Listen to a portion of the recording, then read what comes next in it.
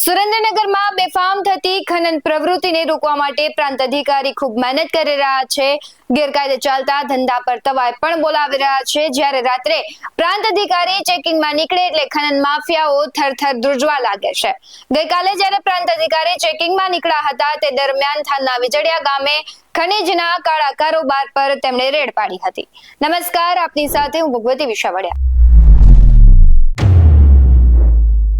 સુરેન્દ્રનગરના થાનગઢના વિજડિયા ગામે પ્રાંત અધિકારીની ટીમે ખનીજ ચોરી પર રેડ કર્યાની ઘટના સામે આવી છે. પ્રાંત અધિકારીની ટીમે રાતના સમયે વિજડિયા ગામે સીમમાં ચાલતા ખનન પર રેડ કરતા નાસભાગ મચી હતી. ટીમે નાસી છૂટતા હિટાચી ચાલક પાછળ પીછો કરતા ચાલક બાવળિયામાં હિટાચી છુપાવી નાસી છૂટ્યો હતો. પ્રાંત અધિકારીની ટીમે હિટાચી કિંમત 40 લાખ છે તેમણે કબજે કરી છે અને માલિક માવજી સામે ફરિયાદ પણ દાખલ કરી છે.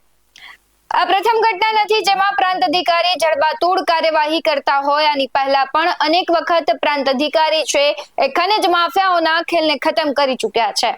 હવે જ્યારે પ્રાંત અધિકારી ચેકિંગમાં નીકળે છે ત્યારે માફિયાઓમાં ફફડાટ જોવા મળે છે.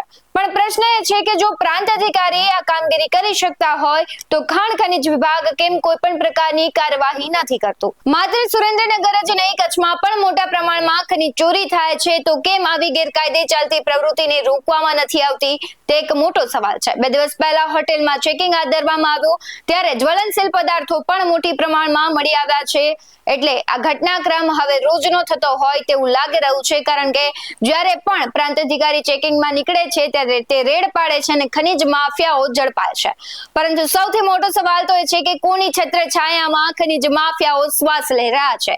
કેમ તેના ધંધા કાર્યવાહી બાદ ફરી ચાલુ થઈ જાય છે અને કોના ખિસ્સાઓ ખનિજ માફિયાઓ ભરે છે? કેમ ખનિજ માફિયાઓને કોઈને ડર નથી અને ખાણ ખનિજ વિભાગ કરે છે શું? એ સૌથી મોટો સવાલ છે.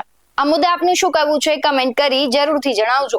આવા જ વધુ અહેવાલો સાથે ફરી મળતા રહીશું. તમે અમારી YouTube ચેનલને સબસ્ક્રાઇબ કરવાનું, અમને Facebook અને Instagram પર ફોલો કરવાનું ભૂલશો નહીં. બાકી નવી અપડેટ્સ મેળવવા માટે આપ જોતા રહો BS9 TV ન્યૂઝ. નમસ્કાર.